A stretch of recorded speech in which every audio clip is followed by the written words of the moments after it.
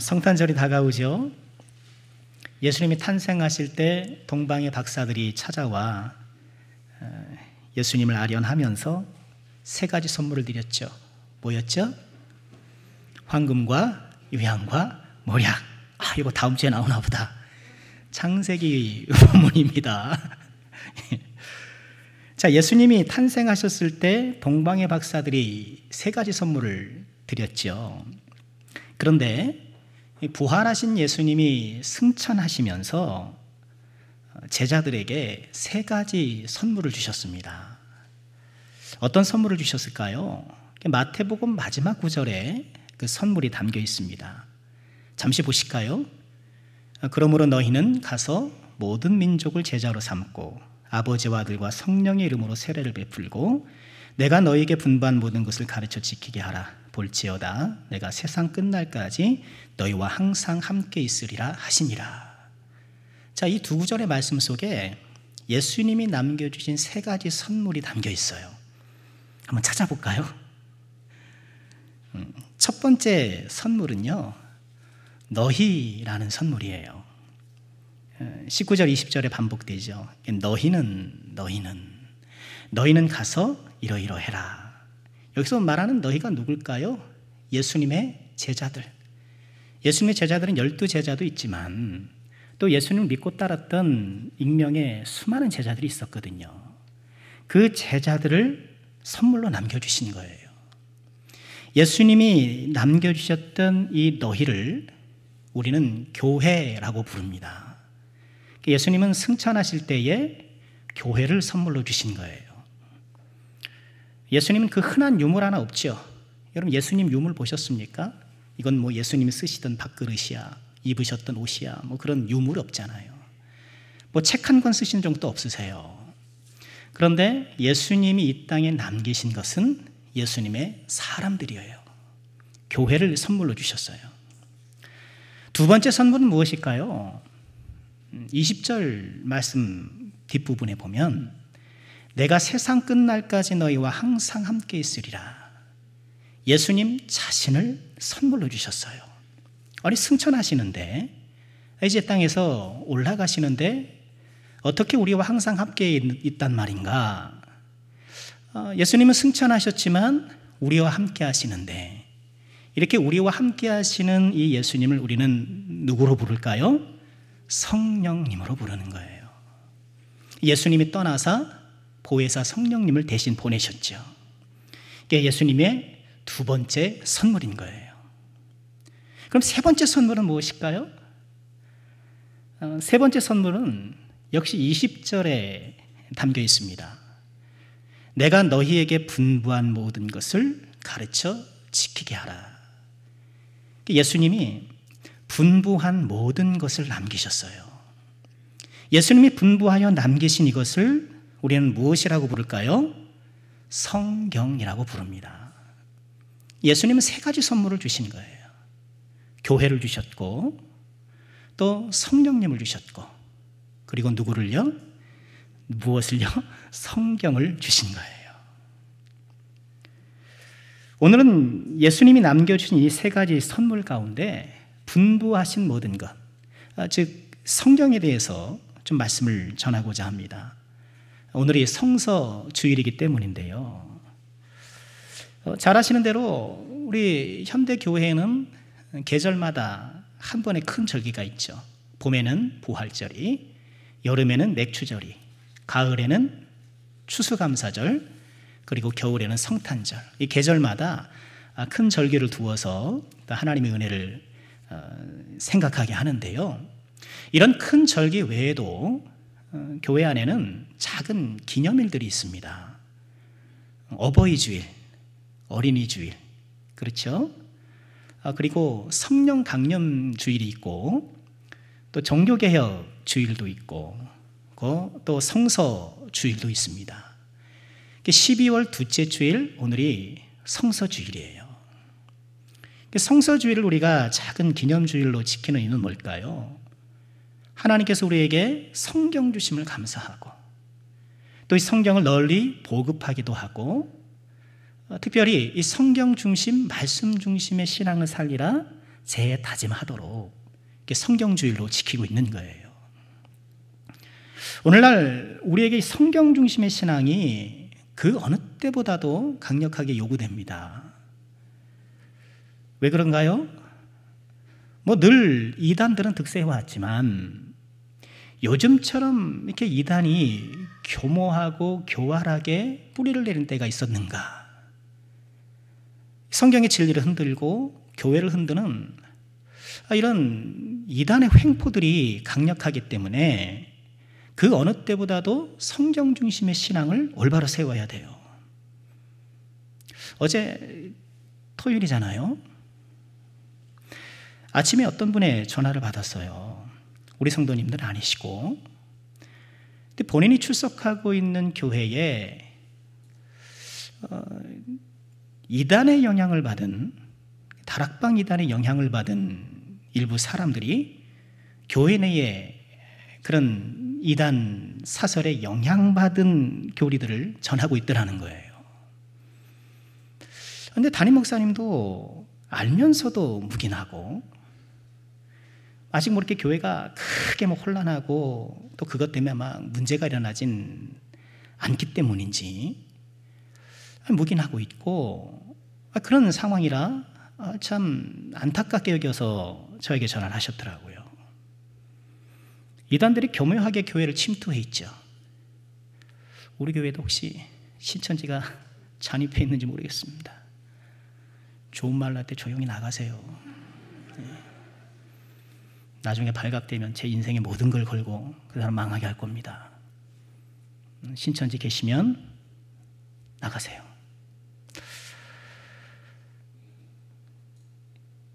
그 어느 때보다도 성경 중심의 신앙, 그죠? 말씀 중심의 신앙을 우리가 바로 세워야 돼요. 우리는 어떻게 성경 중심, 말씀 중심의 삶을 살아갈 수 있을까? 오늘 말씀이 이것을 제시해 주고 계세요. 자, 오늘 말씀을 먼저 좀 잠시 공부해 볼까요? 1절, 2절을 보면 지금 요한계시록을 시작하면서 이 요한 사도가 지금 본인이 전하고 있는 말씀이 어디에서 흘러 비롯되어 있는가, 그 말씀의 원천과 가치를 먼저 설명을 해요. 1절 보실까요? 예수 그리스도의 계시라. 지금 본인이 하고 있는, 지금 이야기하려고 있는 이 말씀은 예수님의 계시라는 거예요. 계시라는 것은 그 단어의 뜻이요, 커튼을 열어젖히는 것이에요. 커튼이 탁 막고 있으면 그 안에 뭐가 들었는지 알 수가 없잖아요. 도무지 알 수가 없잖아요. 그 커튼 속에 감추어진 것을 착 열어서 보여주는 것. 그러니까 예수님께서 지금 커튼 안에 감추어져 있던 진리를 열어주시는 것이다, 이렇게 얘기를 해요. 그리고 이는 하나님이 그에게 주사 반드시 속히 일어날 일들을 종들에게 보이시려고 천사를 그종 요한에게 보내어 알게 하신 것이다.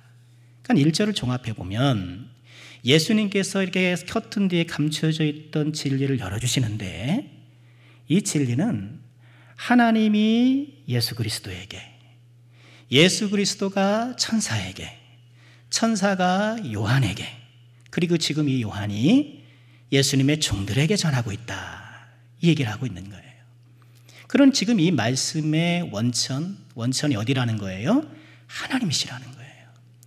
예수님이 지금 커튼을 열어 제쳐주시면서 보여주시는 이 말씀들이 하나님의 말씀이다. 그래서 2절에는 이것이 하나님의 말씀이라는 것을 한 번 더 분명히 해요. 요한은 하나님의 말씀과 예수 그리스도의 증거, 곧 자기가 본 것을 증언했다. 하나님의 말씀과 예수 그리스도의 증거, 이것은 별개의 두 개, A와 B, 이게 아니고요, 하나님의 말씀, 즉 예수 그리스도의 증거, 이런 뜻이에요. 예수님께서 열어젖혀 주시는 것을, 그 계시가 2절에서는 증거라는 단어로 한 번 더 분명하게 되어지고, 그것이 누구의 말씀이다? 하나님의 말씀이라는 거예요. 지금 이 받고 있는 말씀이 얼마나 귀한 말씀이냐, 이 말씀의 신적 기원을 이야기하고 있는 거예요. 여러분, 우리가 지금 끼고 다니고 가방에 넣고 다니고 있는 이 성경이 어디에서 비롯된 거예요? 하나님이 주신 거예요. 하나님이 주신 소중한 것이에요. 이 소중한 이 하나님의 말씀을 우리는 어떻게 해야 되는가? 하나님께서 이렇게 우리에게 귀한 말씀을 주셨는데 이것을 어떻게 다루어야 되고 어떻게 대해야 되는가? 그것이 바로 오늘 3절 말씀이에요. 자, 3절 말씀 함께 읽어볼까요? 이 예언의 말씀을 읽는 자와 듣는 자와 그 가운데 기록된 것을 지키는 자는 복이 있나니 때가 가까움이라. 자, 이렇게 하나님의 말씀이 우리에게 주어졌는데 이 말씀을 어떻게 해야 된다고요? 읽고 듣고 지켜야 한다. 그렇게 말씀을 하시는 거예요. 특별히 이렇게 하는 자가 어떻다고요? 복이 있나니. 여러분, 복이 있나니 이런 말씀 어디서 많이 본 것 같지 않으세요? 예수님의 산상수훈 보면 심령이 가난한 자는 복이 있나니. 그래서 그 말씀에는 심령이 가난한, 앞부분이 짧아서 심령이 가난한 자는 복이 있나니. 그래서 우리가 이해하기 쉬운데 여러분 앞부분이 좀 길죠. 읽는 자, 듣는 자, 지키는 자가 복이 있다. 우리 성경에는 어순상 복이 있다라는 말이 뒤로 가 있지만 원문 성경에 보면 앞으로 있어요. 복이 있도다 심령이 가난한 자요. 복이 있도다 읽는 자, 듣는 자, 지키는 자요. 산상수훈과 똑같은 형식을 갖고 있는 말씀이에요. 참고로 이 복이 있다라고 하는 이 말씀이 요한계시록에서는 7번이 등장을 해요. 상징적이죠. 하나님의 복이 7번이 등장하게 되는데, 자, 오늘 말씀을 통해서 말씀 중심, 성경 중심의 삶을 살기 위해서 우리가 어떻게 해야 되는가를 아주 명확하게, 뭐 여기에 뭐 사족을 붙일 필요가 없을 만큼 너무나도 분명하게 말씀해 주시는 거예요. 성경 중심, 말씀 중심의 삶을 위해 우리가 해야 될 3가지는 무엇일까요? 첫 번째는 읽는 자가 되는 것. 읽는 자가 되는 거예요. 여러분, 우리에게 성경을 주시되 읽을 수 있도록 주신 것이 얼마나 감사합니까? 성경을 주셨는데 그 기록된 언어가 뭐 우리가 읽기 어려운 무슨 외계어라든가 아니면 고도한 지식을 갖고 있는 사람이 풀 수 있는 무슨 암호 같은 것이라고 한다면, 아이고, 성경을 주신들 그것이 뭐 우리에게 얼마나 직접적 유익이 되겠습니까? 그런데 이 성경을 누구나 읽을 수 있도록 주신 거예요. 너무너무 감사한 거죠. 한때는 성경은 있었지만 읽지 못했던 때가 있었어요. 중세교회 때 그랬거든요. 인쇄술이 개발되기 전엔 성경은 다 베꼈었거든요. 필사했거든요. 그러니까 값이 무척 비쌌어요. 일반 서민들이 소장하기는 어려웠죠. 또 중세교회에는 성경을 읽고 해석하는 것을 사제들만 독점을 했단 말이에요.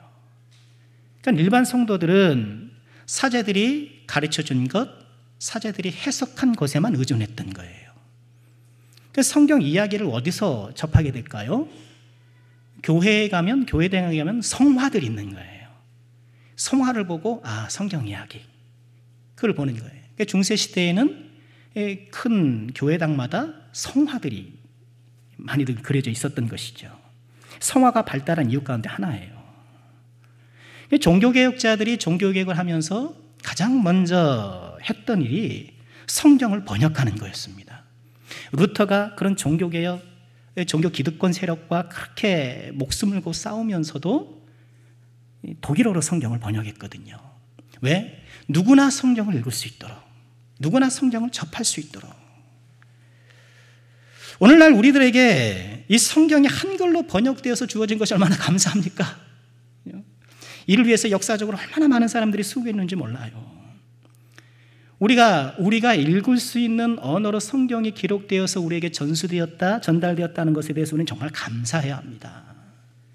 성경책 우리가 돈 몇만 원 들고 기독교 서점에 가서 살 수 있고, 여러분, 성경이 한 권이 아니죠.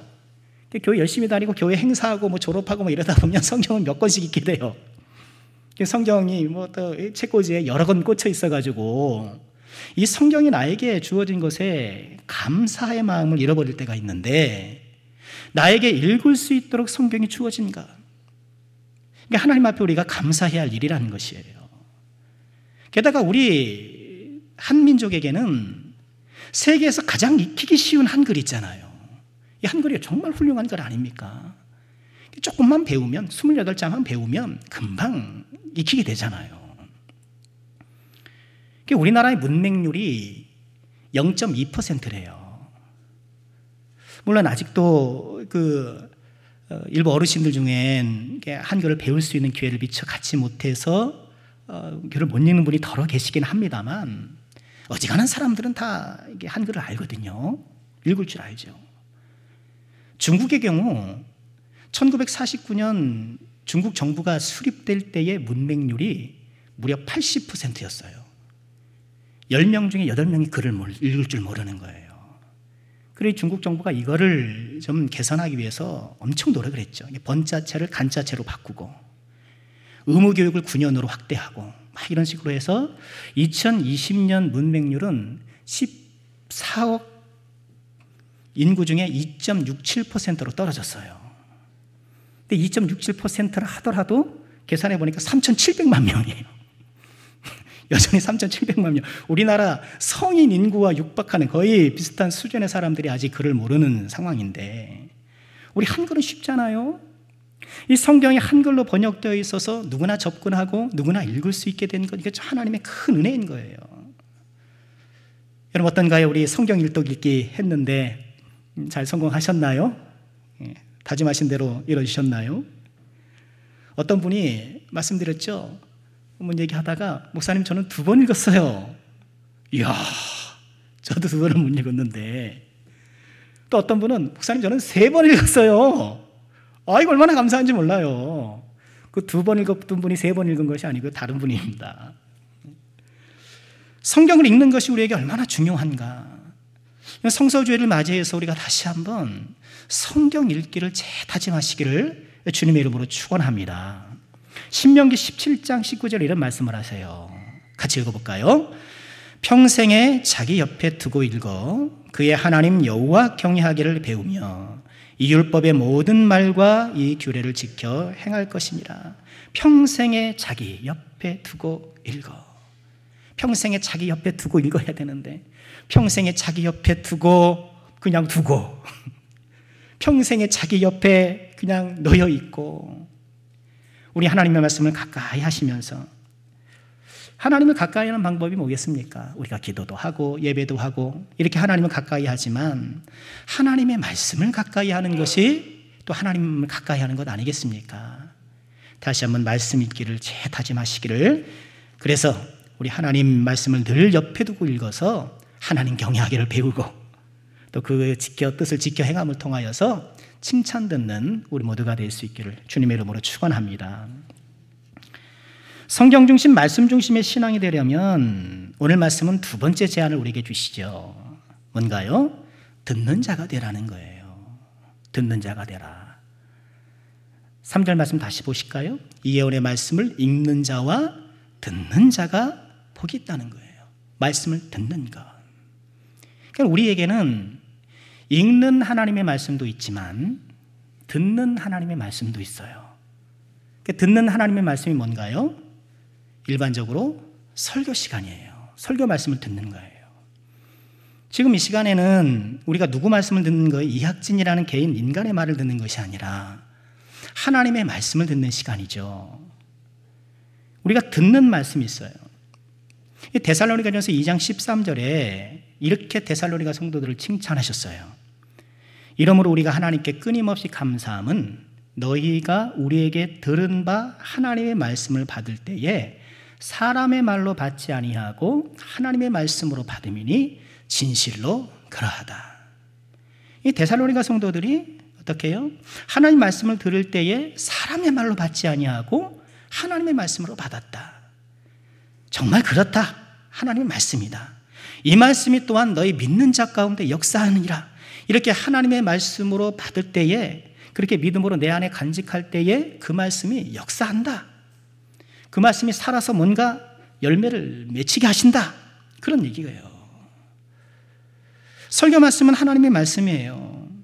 그렇기 때문에 설교자의 책무가 보통 무거운 것이 아니에요.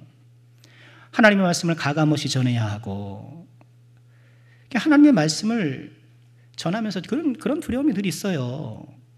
하나님의 말씀의 깊고도 아름다움을 이 부족한 입술과 부족한 인격 때문에 내가 좀 가로막는 것은 아닌가, 그런 두려움이 있어요. 하나님, 저에게 지혜 주세요.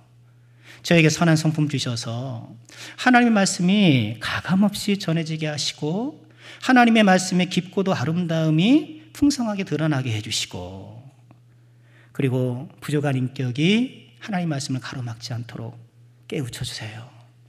그렇게 기도하고 있거든요. 여러분, 저를 위해서 그렇게 기도해 주시기를 부탁드리겠습니다.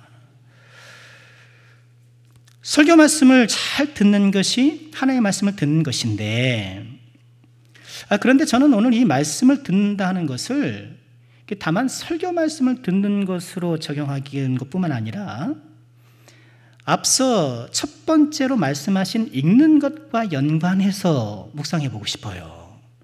말씀을 듣는다는 것은 설교 말씀을 듣는 것도 포함이 됩니다만, 말씀을 잘 읽을 때에 그 말씀을 통해서 나에게 해석되는 것, 이것이 또한 하나님의 말씀을 듣는 방법이에요.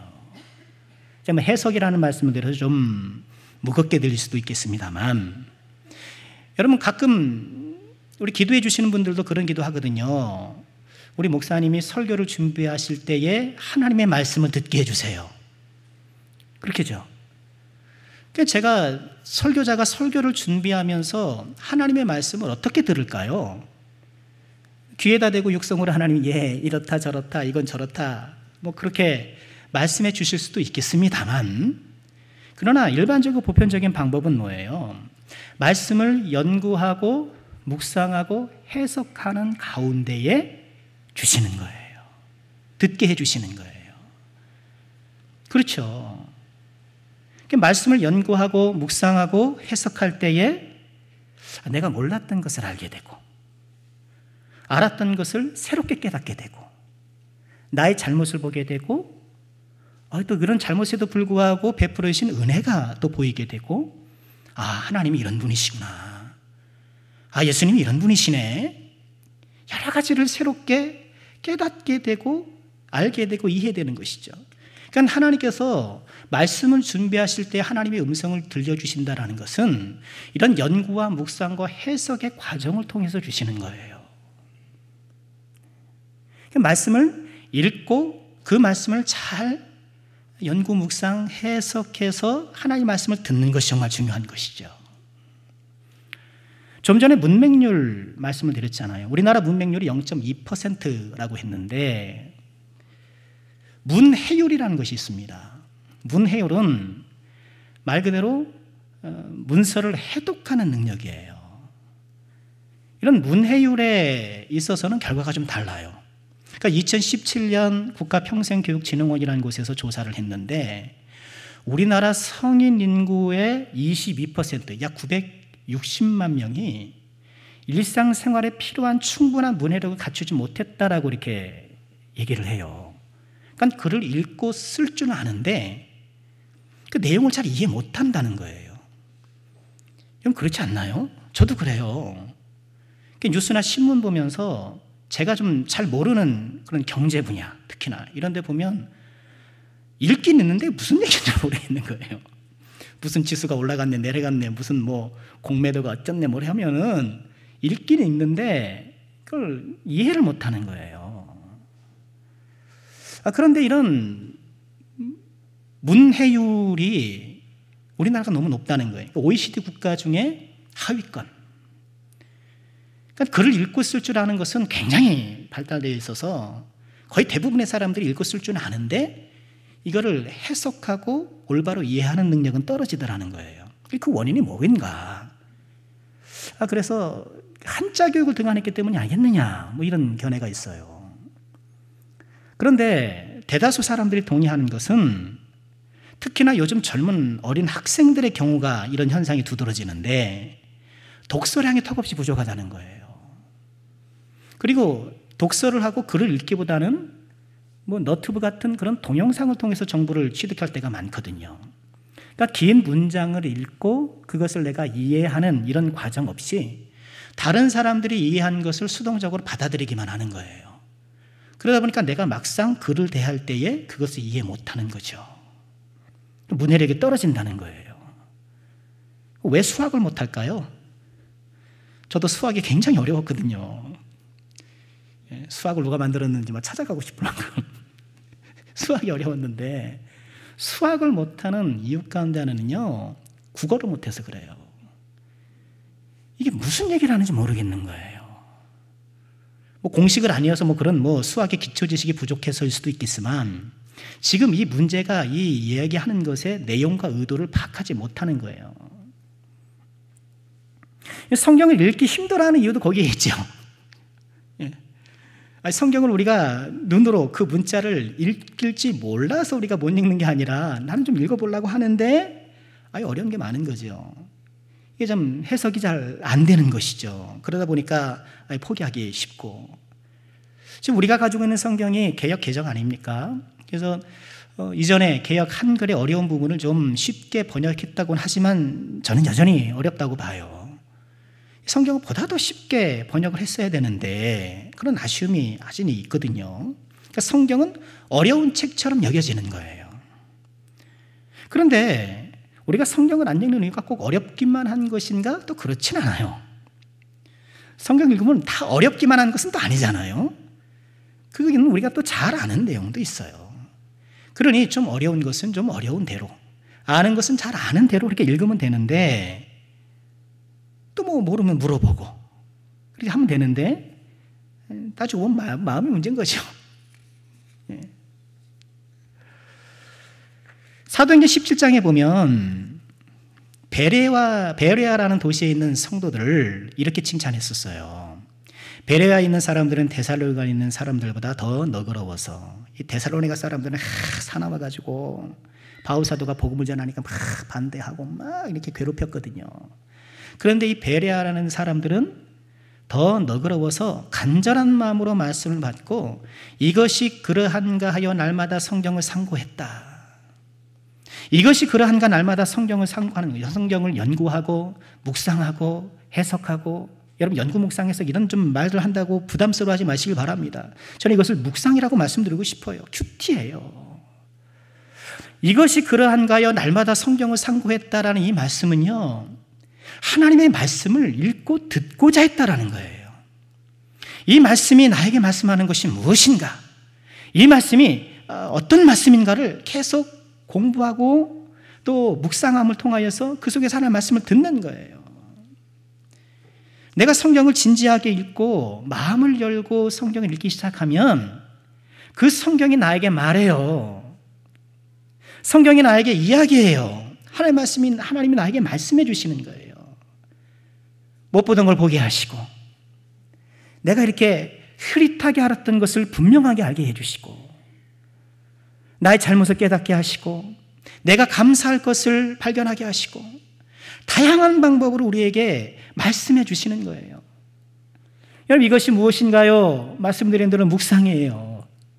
여러분, 하나님 말씀을 마음을 열고 하나님께서 나에게 들려주시기를 소망하면서 읽으시길 바랍니다. 그렇게 말씀에 다가갈 때에 말씀을 읽고 내 마음의 귀를 열고 주님 앞에 다가가면 나에게 말씀해 주시는 거예요. 나에게 뭐라고 말씀을 이렇게 딱 그런 건 없더라도 적어도 나에게 평안 주시는 거예요. 말씀을 읽었더니만 어딘가 모르게 내 마음이 기뻐. 내가 말씀을 이렇게 뭐 다 속속들이 이해하고 다 파악하지는 못했지만 성경을 읽는 것 자체로서 내 마음에 주시는 평강이 또한 있는 거예요. 이 성경의 놀라운 은혜인 것이죠.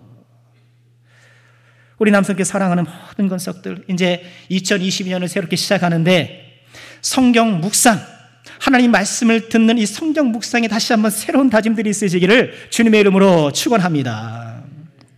듣는 맛, 이 묵상의 맛을 회복하는 것, 우리에게 꼭 필요한 것이죠. 성경 중심, 말씀 중심의 신앙이 되는 세 번째 방법은 무엇이라고 말씀하시나요? 지키는 자가 되는 것입니다. 다시 3절 보실까요?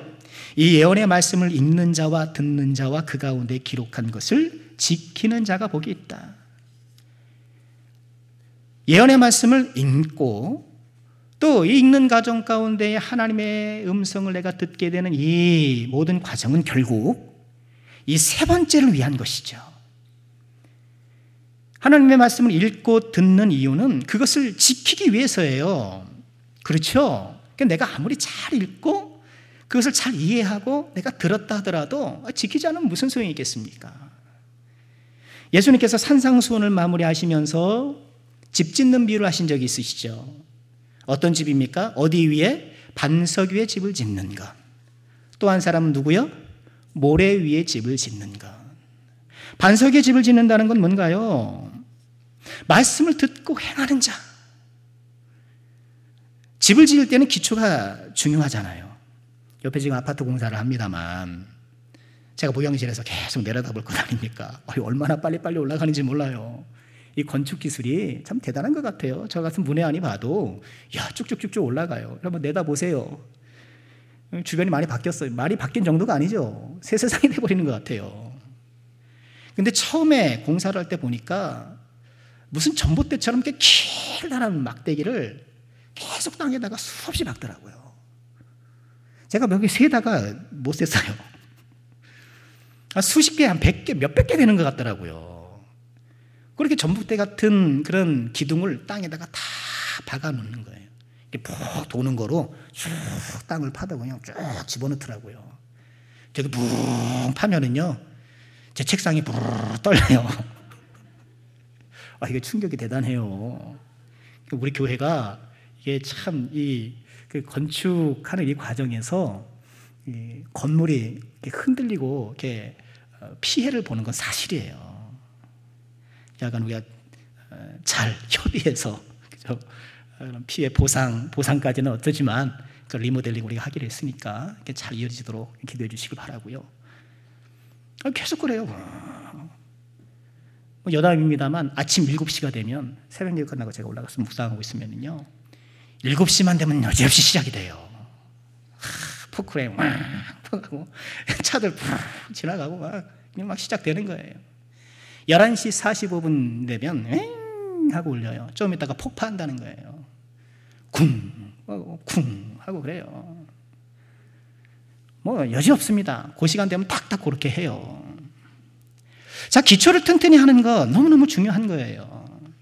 모래를 짓는 것이 얼마나 어리석은가. 여러분, 모래 위에 짓는다는 것은 여러분 모래사장 이렇게 생각하기 쉬운데요. 이 모래는 와디를 얘기해요. 자, 와디라는 것은 무엇인가 하면요, 그림 보시는 것처럼 이 팔레스타인 지방에는 건기와 우기가 뚜렷하잖아요. 그리고 비가 안 올 때는 저렇게 그냥 계곡처럼 건곡이라고도 불러요. 이런 와디를 저렇게 그냥 들판처럼 되어 있단 말이죠. 그런데 우기가 되어서 비가 막 쏟아지면 물들이 몰려서 저희가 신화가 되는 거예요. 와디예요. 모래 위에 집을 짓는다는 것은 저런 와디에 집을 짓는다는 거예요. 그러니 그 동네 사는 사람들은 어렸을 때 봤으니까 저기가 비가 오면 물이 흐르는 곳이다. 그 물이 흐르는 길이라는 것을 다 알고 있을 것 아닙니까? 그러니까 거기다가 집을 짓는 사람이 있어요, 없어요? 없는 거죠. 저기다가 집을 짓는 사람들은 무슨 사람이 어리석은 사람인 거예요. 비가 오면 저기가 다 시내가 돼서 떠내려갈 터인데 예수님의 비유가 얼마나 그들에게 생생한가요? 여러분, 우리는 말씀을 읽는 자, 듣는 자에 지나는 것이 아니라 지키는 자가 되어서 저렇게 건고기에 모래 위에 집을 짓는 것이 아니라 반석에 집을 짓는 사람, 우리가 꼭 되어야 되겠습니다. 그럼 우리는 어떻게 말씀을 잘 지키는 그런 사람이 될 수 있을까요? 우선은 결단을 통해 우리의 의지를 새롭게 할 것이 필요해요. 그래, 내가 좀 지켜야지. 내가 말씀을 한번 순종해야지. 실천해야지. 경건 생활도 이제 여러분 경건 생활 작정을 좀 부탁드리지 않습니까? 한번 해봐야지 뭐 이렇게 하지 마시고요. 그걸 결단하시고 소원하세요. 소원 그럼 그죠? 목사 되는 것만 소원하는 것이 아니고 큰 헌금 드리는 것만 소원하는 건 아니고요.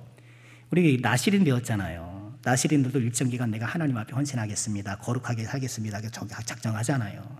그런 것처럼 내 경건 생활을 결단하고 작은 소원으로 하나님 앞에 약속드리고 지켜나가는 거예요. 이게 나에게 참 유익이 되는 거예요. 말씀을 지키는 자가 되려면 이렇게 서원이나 결단을 통해서 의지를 새롭게 강화하는 것도 필요하겠지만, 오늘 말씀에 보면 말씀을 잘 지키려면 잘 들어야 돼요. 오늘 말씀은 읽는 자, 듣는 자, 지키는 자, 우리 한글 성경이 이렇게 세 가지로 탁탁 나눴잖아요. 뭐 틀린 건 아닙니다만, 근데 원문 헬라 성경을 보면 읽는 자는 따로 있고 듣는 자와 지키는 자는 뭐 관사가 하나예요. 무슨 얘기냐 하면 듣고 지키는 자 하나로 묶어놨다는 얘기예요. 그러니까 하나님의 말씀을 듣고 지키는 자를 이렇게 세트로 묶어놓은 거예요.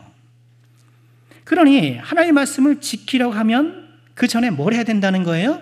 들어야 된다는 거예요. 내가 말씀을 잘 못 지키는 것은 결단이나 서원의 부재 때문에 의지가 약한 탓도 있겠습니다만, 내가 말씀을 읽음을 통해서 하나님의 말씀이 나에게 안 들려지기 때문에 그래요.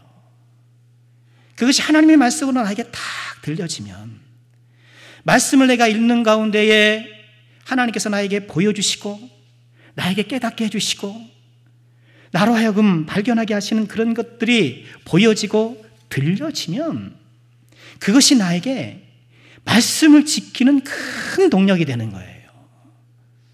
사람은 그렇거든요. 사람은 감동해야 움직여요. 그렇죠? 아무리 옆에서 좋다고 뭐 얘기해도 소용이 없어요. 소용이 없어요. 아무리 의사가 술 끊어라, 담배 끊어라, 당신 그거 계속하면 오래 못 삽니다. 아니, 그 의사가 아니라 옆에서 부인이 아무리 그 얘기를 해도 소용이 없어요. 병원에 가서 의사 선생님 딱 얘기했을 때에 덜컹 마음에 아이고 감동이 왔을 때 그것을 끊는 거예요. 하나님의 말씀을 지키는 것도 그와 같지 않을까요? 하나님의 말씀이 내 귀에 들려지고 나의 심령 속에 하나님의 말씀이 울려 퍼져 들릴 때에 비로소 그 말씀이 내 안에 지킬 수 있는 역동하는 힘이 되는 거예요. 말씀을 읽고 듣는 것이 얼마나 중요한가. 말씀을 행하는 우리가 될 수 있기를 주의 이름으로 축원합니다. 우리는 말씀을 듣고 행하는 자. 그런데 여러분, 행하라는 이 말씀을 들으면 어떤 생각이 드나요? 저는 어렸을 때 행하라는 말씀을 어렸을 때 제가 들었을 때에는 자꾸 부자 청년 같은 마음이 들 때가 있더라고요. 부자 청년 이야기 아시죠? 한 부자 청년이 예수님을 찾아오잖아요. 예수님께 꿇어 앉아서 선생님, 내가 무엇을 해야 영생을 얻을 수 있겠습니까? 예수님이 그러시죠. 살인하지 말라, 간음하지 말라, 도둑질하지 말라. 이 계명을 잘 지켜야 된다고 말씀을 해요. 근데 부자 청년이 뭐라 그래요? 이것은 내가 어려서부터 다 지켰습니다. 말씀을 행하라, 말씀을 순종해라, 지켜라, 실천해라 이런 말씀을 듣게 되면 저처럼 교회를 오래 다녔거나 이 교회라는 이 은혜의 테두리 안에서 이렇게 살아왔던 사람은 이 부자 청년처럼 말하기가 쉬워요. 아니, 전 뭐 예배 잘 드리는데요. 제가 11조도 따박따박하고 그래도 헌금 생활 잘하는데, 그래도 시키시는 봉사 있으면 내가 성실하게 잘 감당하는데, 또 이러면서 그럼 내가 뭘 더 해야 되지?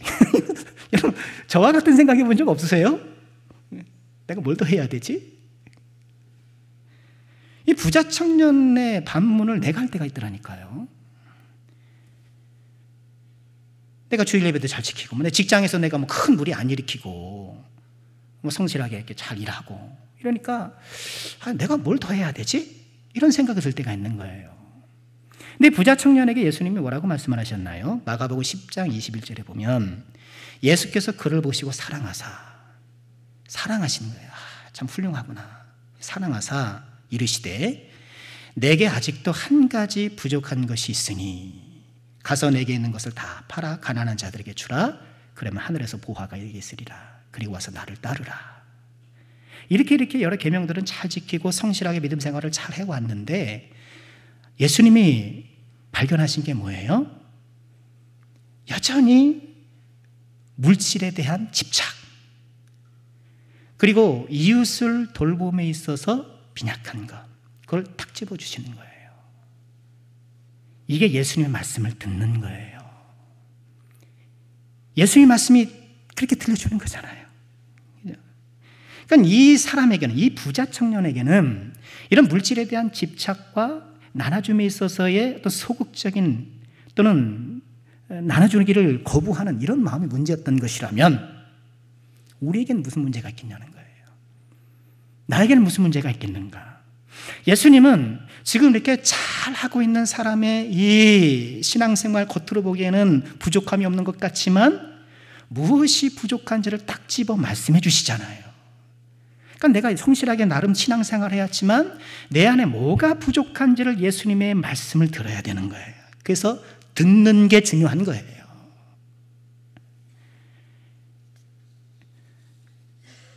찰리 채플린이 그런 얘기를 했다고 하잖아요. 삶은 멀리서 보면 희극이요, 가까이서 보면 비극이다. 우리 신앙도 그렇지 않나요? 멀리서 보면 희극이지만 가까이 들여다보면 비극인 것. 멀리서 보면 믿음 생활 잘하는 것 같고 이렇게 대충 훑어보면 그만하면 괜찮은 것 같지만 자세히 면밀하게 들여다보면 여전히 내 마음에 문제가 있고 여전히 누구에 대한 어떤 미움과 이런 그리스도인으로 적절치 않는 마음들이 이렇게 막 있고 그런 것들이 있을 수 없을 수 없거든요. 이것을 우리가 들어야 되는 거예요. 말씀을 읽고 말씀을 들을 때에 나는 그래도 나름 열심히 했다고 생각했지만 그러나 여전히 하나님께서 여러분에게 사랑이 하셨다라는 그 말씀을 중요히 여겨야 돼요. 그러니까 예수님이 야, 너 그렇게 해도 소용없어. 너 그렇게 열심히 했다고 야, 이건 뭔데? 이렇게 예수님이 따지듯 묻고 넌 아직도 형편없어. 이런 식으로 말씀하신 게 아니란 말이에요. 사랑하사 말씀하신 거예요. 이렇게 사랑하사 말씀하시는 가운데에 우리 안에 더 하나님께서 기뻐하시는 모습으로 바꿔나가고 교정하고 새롭게 될 모습들을 보게 하시는 거예요. 이게 듣는 거예요. 하나님의 말씀이 나에게 들려질 때에 나에게 행할 능력이 힘이 다시 한번 솟아나는 거예요. 고린도전서 10장 12절 말씀처럼 그런즉 선줄로 생각하는 자는 넘어질까 조심하면서 이 말하면 됐지가 아니라 하나님 저에게 말씀을 들려주세요.